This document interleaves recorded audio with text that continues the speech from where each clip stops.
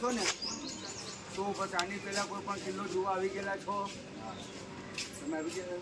બે તો પછી કેટલી અત્યારે અહીંયા જોવા જશો એટલે 5 હશે. કેટલી? 5. જૂનો ફોટો બતાવીશ ને નવોય બતાવીશ, બે બતાવીશ. તમને સમજી ગયા? બધા જોવાનો તમારે ક્યાં છે હું તમને કહીશ. હવે ત્યાં અત્યારે 5 સૂકા મેનેજર ત્યાં રિનોવેશન થયું ને એટલે મેં તમને કીધું આડાવડી તોપી પડી હતી, નાની મોટી બધે જંગલમાં કોઈ પડી હતી તો હતી 365 તોપું. કેટલી? એ જમાનામાં. પણ મહિલી ખાલી 60 જ. કારણ કે એમને વેરી કેસમાં નહોતું એટલે એમને 62 કિલો પીધો હતો. 3 ડેમો મટાણી લઈ આવેલા જે લોખંડવાળી છે. સૌથી નાની નાની 2 એટલે આ બેન જેવું. સમજી ગયા? એનાથી મોટી એક બરોબર ડોલી સાઈડની લોખંડવાળી. પછી સૌથી કાયમ માટે પડી હતી ને એ 5 ધાતુવાળી. એ અહીંયા નહોતી. એ ક્યાં બનાવેલી? ઈરાકમાં. ક્યાં?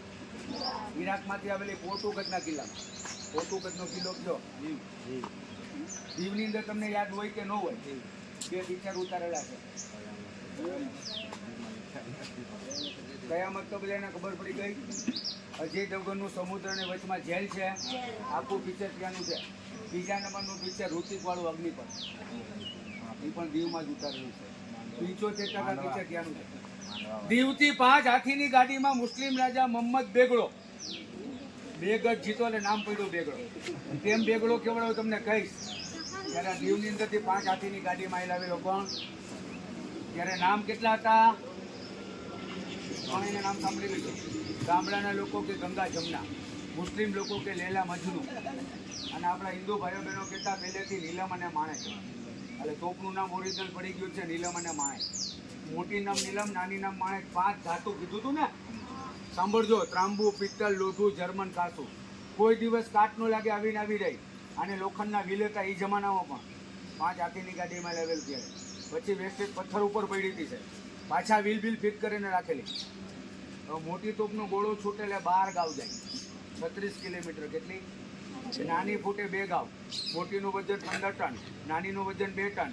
1 ટન એટલે પહેલાં કહેવાતું 56 મણ, અત્યારે કહેવાય 50 મણ.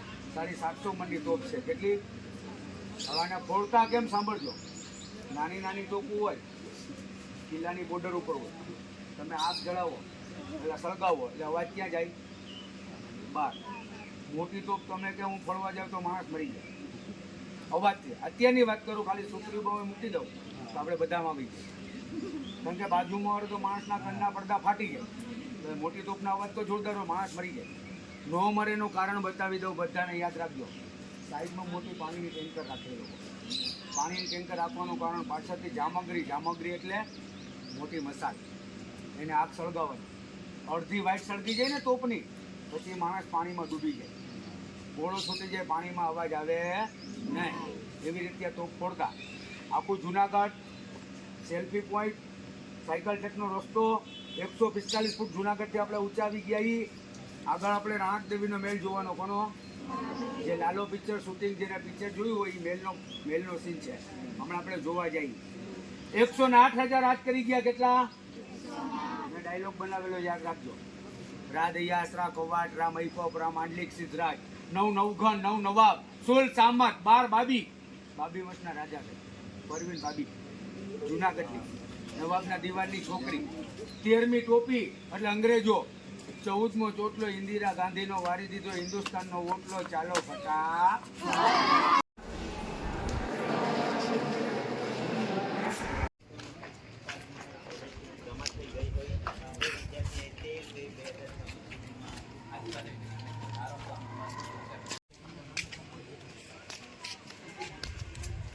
ચાલો પછી આગળ વાવને કુવો ને બધું જોવાનું.